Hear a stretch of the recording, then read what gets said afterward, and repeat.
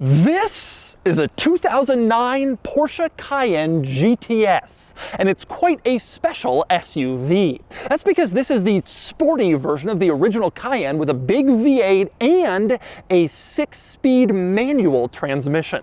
These are not common, but I found this one, and today I'm going to review it.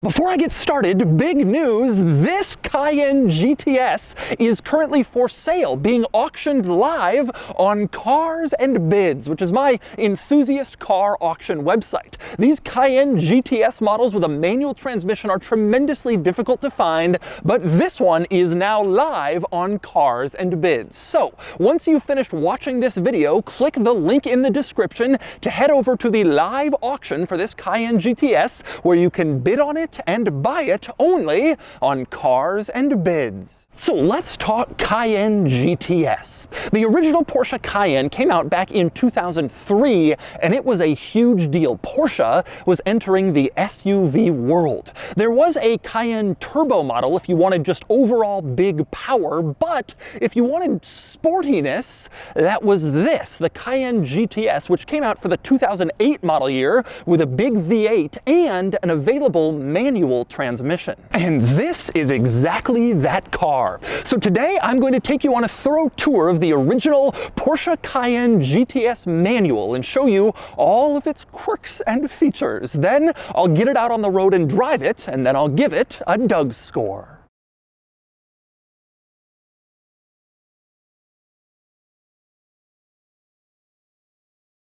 Alright, I'm going to start the quirks and features of the Cayenne GTS manual with its quirkiest feature, and that would be the manual transmission. Yes, 6-speed manual transmission from the factory in a Porsche Cayenne SUV. Now, Porsche also offered a 6-speed manual transmission in the V6 models, and that was a little bit more common, but the V8 and the manual was only available here in the original Cayenne GTS, which came out for the 2008 model year and was only available for a few years. Porsche later offered other Cayenne GTS models, in fact they still do, but only this one came with a manual transmission, and that made it pretty special. So, you're probably wondering why? Why did they do this? And why did they restrict the manual and the V8 to only this version? Well, the original Cayenne was offered in several trims, as the current one is, and the Turbo and Turbo S models were positioned at the top of the range, but they were sort of the ultimate high-power luxury versions. You would drive them ultra fast on the Autobahn at high speeds.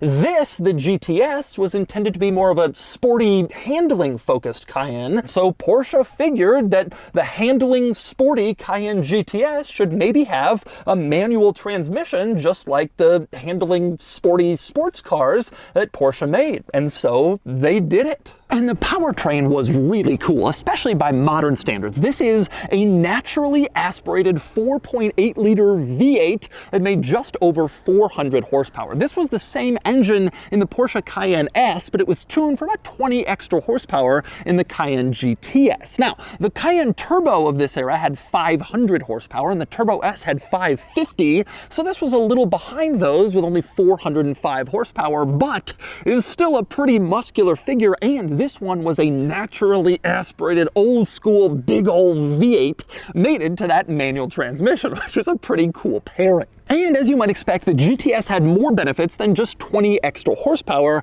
compared to regular Cayenne models. The goal, like I said, was handling, and so the chassis was tuned for better handling, better performance in the corners, and the suspension was upgraded considerably. These had Porsche's PASM Sport Suspension Standard, which meant you could select between comfort, normal, or sport. You can see on this switch here, which adjusted how the car felt and how it handled when you were driving your Cayenne on the racetrack. The Cayenne GTS models were also lowered compared to the standard Cayenne, which obviously gave them a lower ride height and a lower center of gravity, which also contributed to better handling, and GTS models had larger standard wheels than the regular Cayenne, which made them look cool, but that was a nice benefit. But while the upgrades to the Cayenne GTS were pretty cool compared to the standard model, there is a lot to discuss generally with the original Cayenne in terms of quirks and features, because it was surprisingly quirky, and that started starts the moment you try to get in with the key. Now on one side, it just looks like a standard folding key. The Porsche logo, and you press it and it pops out and it's pretty standard. But you flip it over and you can see it looks like a Cayenne from the top down. There are the headlights, and then you have like the windshield and the hood there. It was intended to be a key in the shape of a Cayenne. Now, modern Porsche keys are also sort of generally shaped like the outline of their cars, but it's a little more artsy and not as literal as this one, which really does look like a Porsche Cayenne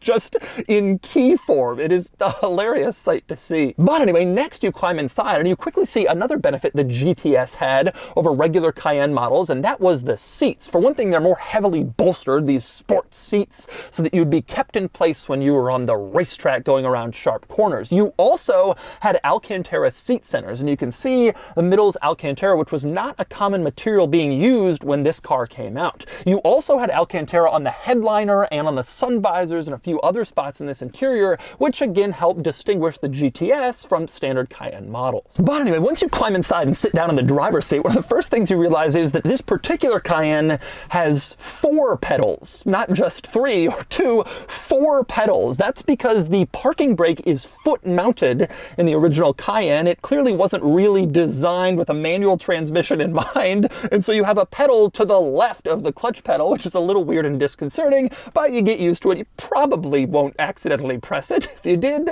that would not be a good situation. Now, another quirk you notice when you sit down and look around this interior, the dashboard, the upper part, has a sort of weird leather trim to it. Frankly, I've always felt that it kind of looks like elephant skin. If that was a surface you could get on a vehicle, this is basically what it would look like. Sort of a weird leather component, not like what you normally find in most cars. That's what you had in the Cayenne. And speaking of the dashboard, and specifically the center control stack area, it had quite a few quirks on its own, starting with the climate controls at the bottom. You can see these little switches on the sides of the climate controls adjust the temperature and the fan speed, which is pretty standard. In the center, you have this panel that says Cayenne GTS.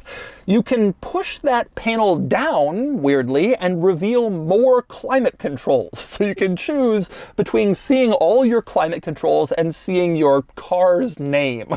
Which is very strange. But anyway, once you push it down, you can see 5 more climate controls have revealed themselves, but also 7 blank switches have revealed themselves. This switch panel has more blanks than it has actual controls. And even stranger than that, there are more climate controls mounted above this climate control screen. You can see 4 more buttons that they could have just integrated into the area with all the blanks, but they didn't. And so instead, you have 4 sort of random floating buttons and a lot of blanks down below. It is very strange placement of all that stuff. And speaking of all that stuff, another odd item, the climate control screen here has the clock in it, which you wouldn't really expect in that place. In case you want to know what time it is, well, you can see it's 9:50.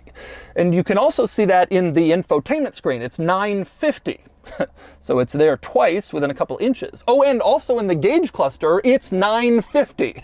And so the clock is displayed in 3 separate places within about 18 inches of one another, all in the front seat of this car. Ample spots where you can look and figure out what time it is. Another interesting quirk in this center control stack, the heated seats. I love that they have 5 different stages of heating, as if your butt and back are that sensitive. You can tell the difference between 3 and 4. You don't just have on or off or low or high. You have 5 different levels of seat heating in here to get yourself to maximum comfortability. Now, next up, another interesting quirk and something that visually dominates the front of this car. In the center console, you can see these massive grab handles, one on the driver's side and one on the passenger side. Instead of just making sort of straight trim here, they integrated these handles, and that's because the original Cayenne was sort of intended to be an off-roader. In addition to having a great on-road performance feel, Porsche thought their buyers might also want a capable off-road vehicle, so they made it both. And these grab handles are here in case you're off-road and you need to grab on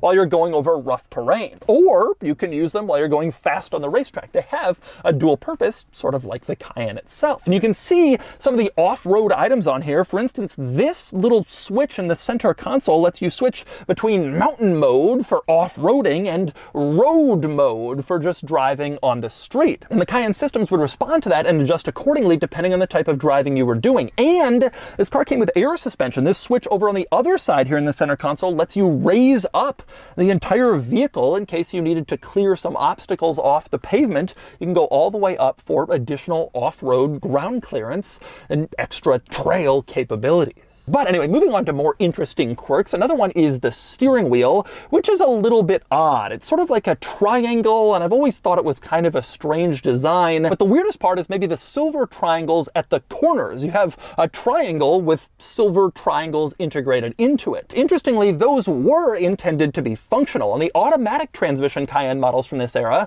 the triangles on the left and right would allow you to shift gears on the steering wheel. They were little switches you could upshift or downshift. But if you get the manual transmission Cayenne, well, they just sit there. They didn't have a purpose, so Porsche replaced them with just silver blanks. They're supposed to be decorative. Next up, another interesting quirk in this vicinity is on the wiper stalk, where you can see a little diagram lets you know exactly which wipers you're controlling, whether front or back. You have this top-down view of the Cayenne, and you can switch between front or back, and that little diagram there is helpful and shows you that, which is kind of cool. Also interesting on the wiper stalk here, you have this little switch at the end, and you can see sort of a rocker up and down. That little switch controls this pixelated display in the gauge cluster. And you can't do much with this display. You can only sort of scroll through various different items like your range, or you can see your average speed, your average fuel economy, the direction you're traveling, that sort of thing. But it's all controlled by just this tiny little switch at the end of the wiper stalk, which kind of shows that Porsche thought this screen wouldn't really be used. It was almost a little bit of an afterthought.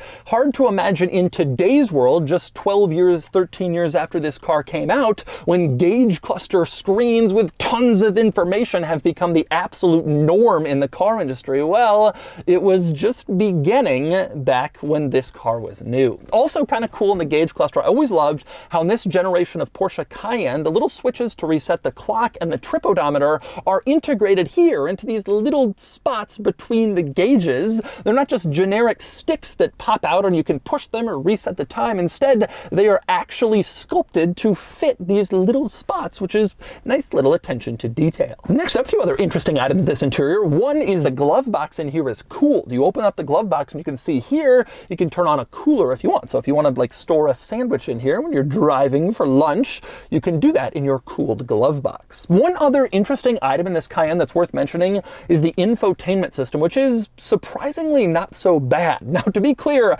it isn't good. This is a 13-year-old vehicle. It's got old school infotainment, but it's a touchscreen and relatively high resolution and relatively responsive when you tap it. I'm kind of surprised. This is a 2009 model Cayenne GTS, came right after a facelift where they updated this infotainment system, and it feels more modern than you might expect given that this car is from this era. It's not that bad to use considering how some 2008, 2009 vehicle infotainment systems were. But anyway, next up we move on to the back seat in the Cayenne GTS. The first thing you notice when you climb back here is it is unusually well bolstered. I mentioned that the front seats are these sports seats to keep you in place on the racetrack. Well, the back seat is the same. You can see pretty strong bolstering even in the middle on the seat bottom and the seat center to really keep rear passengers in place, so you can take even your children on the racetrack and they won't slide around back here. And back you'll also notice, speaking of the seats, you have the same Alcantara seat centers that you have in the front are back here as well, which adds to sort of the cool look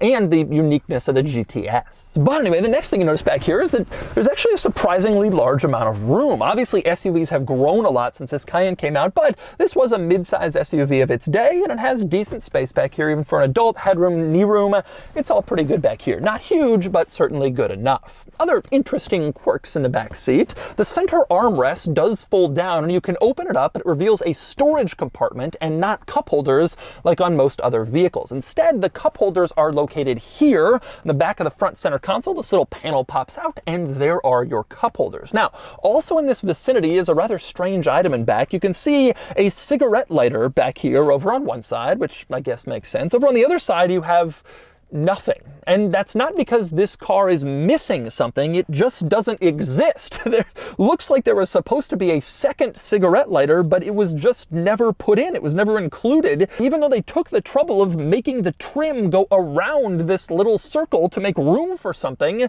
It isn't there. One of the stranger and more obvious blanks that I've seen in a recent car. Now, other than that stuff, the back seat of the Cayenne is all fairly standard. Nothing especially unusual or interesting back here, although it is worth noting you do have rear sunshades, which are nice, integrated into the doors. They're not power operated, but you lift up this little tab and then you can stick them in place, and you have a sunshade for the back seat, which is neat to see in a family SUV. And next up, we move around to the back of the Cayenne GTS. And I'm going to get into the cargo area. You do have a power tailgate, which is a nice luxury touch, and it beeps at you as it goes up, as you can see. Anyway, getting into the cargo area, there's really nothing interesting back here. You do have two power outlets, which is kind of nice. One over on the driver's side, you can see here, and you have another one over on the passenger side. So two back here. A lot of cars don't even have any, so that's a nice feature to have for convenience. But otherwise, cargo area is a cargo area, nothing particularly special or interesting or exciting back here. However, I do want to point out one interesting quirk on the rear of this Cayenne. If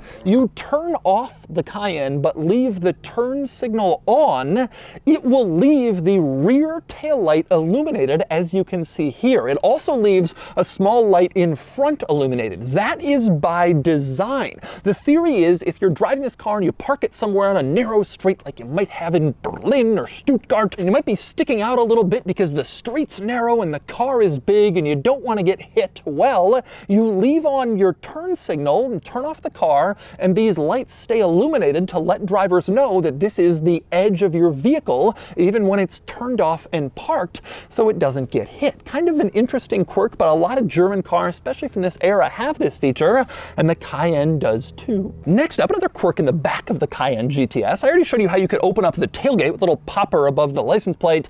That's not all that unusual, pretty standard, but it wasn't the only way you could get into the cargo area of this car. Hidden under this little panel that supported the rear wiper, there's another little rubber popper there. You press that and you can open up the rear glass separate from the tailgate itself. This is a really cool feature that let you open up just a small part of the glass if you only wanted to put in some small item and didn't want to go through the whole process of opening up the tailgate. Some SUVs had this back then, and a lot of people really liked it, but it can be kind of a challenge to engineer because of the rear wiper and various other things, so most automakers have ditched it, including Porsche on newer Cayenne models, but this one had it. And another thing you can see in this vicinity is the rear spoiler at the top of the rear window back here. This big rear spoiler, again meant to emphasize the sportiness of the GTS. And of course, there's another important item to mention with the Cayenne GTS when I'm back here, and that would be the exhaust. You can see a quad exhaust setup back here like you'd expect from the sportiest Cayenne model, and it sounds pretty good. Take a listen to a couple revs from the GTS.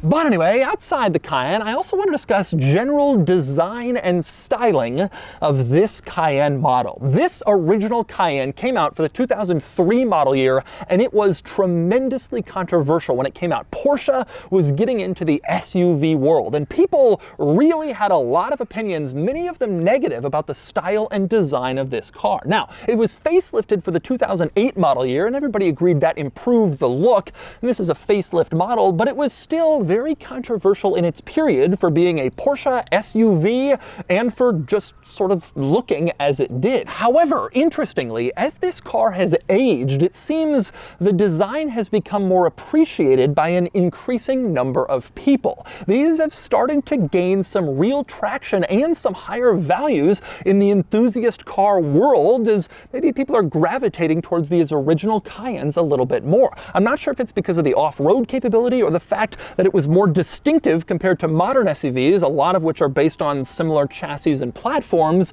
but these earlier Cayenne models are certainly starting to get noticed more, recognized more, and appreciated more, maybe even more than Porsche's sports cars from this era, the 986 Boxster and the 996 911, which are also pretty controversial in their design. The Cayenne seems to have really attracted a lot of positive attention in the last few years, and that's especially true for the GTS models with the manual transmission. This is the most desirable of them all. And so those are the quirks and features of the Porsche Cayenne GTS manual. Now it's time to get it out on the road and see how it drives. All right, driving an original Cayenne GTS manual. I've wanted to do one of these for so long, but they are really hard to find.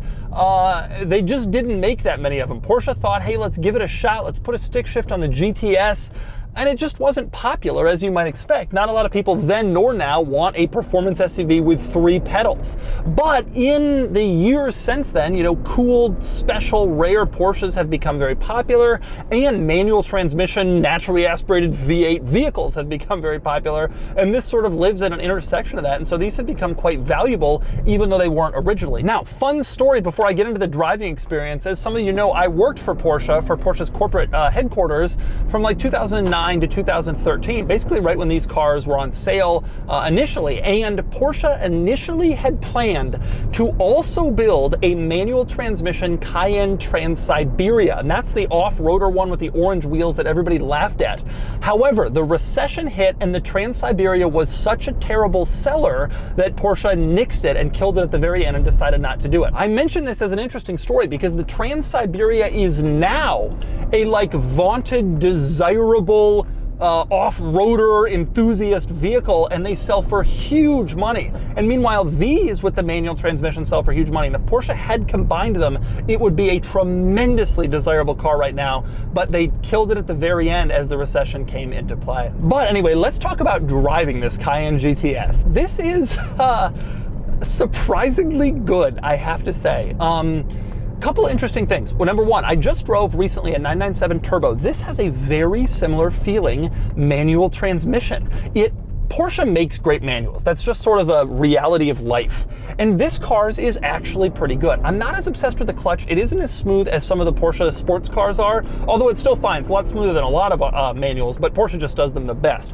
But the shift action is great. Relatively short throws, very not vague, very distinct when you're putting it into gear. It feels not so bad. Not only is the stick shift pretty good, but the sound is just, I mean, you get sound and you get power. A surprisingly strong amount of power, actually. But probably the most special thing about this vehicle and the most impressive thing about it is that it actually drives, steers, feels pretty good on the road. This car handles better than you'd expect. And I say that because Porsche really did try to do like an off-roader and a sporty SUV when they came out with this Cayenne. And that seems like a stupid decision, and it made the car unnecessarily heavy by putting all these off-road hardware that nobody used. But there was a lot of development costs that went into this, and they were somehow able to really neutralize that weight and actually make this into a pretty enjoyable car to drive. And it really does feel surprisingly exciting and fast and fun to throw around corners and to get on it. And of course, then you have a manual transmission. You can rev match, downshift.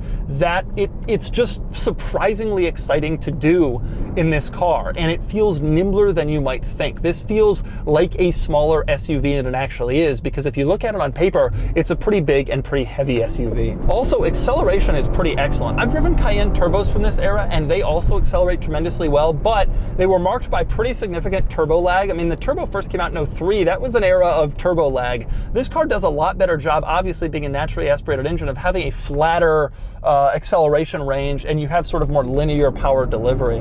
This car is kind of an interesting thing. From a tech perspective and from like an ergonomic perspective, it's not that great. It feels like a late 2000s car. It's fine. I mean, the tech's better than I thought, but you know, it's not anything special.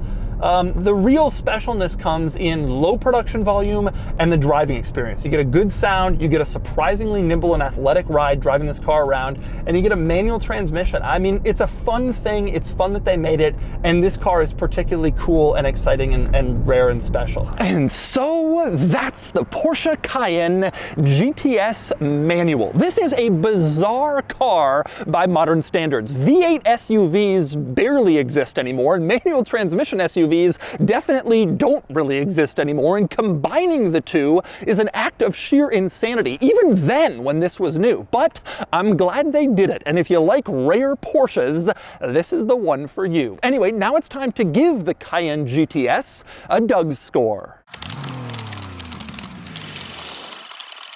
And the Doug's score is here, 56 out of 100, which places the Cayenne GTS here against rivals. Although there aren't too many rivals, as there weren't too many performance SUVs back when the Cayenne GTS was on the market. Truthfully, I was impressed by the Cayenne GTS. It feels faster than I expected, the exhaust sounds better than I expected, and I'm especially impressed by the handling, as it drives a lot smaller than it is. The real drawback here is an aging interior, though that's par for the course on a car like this.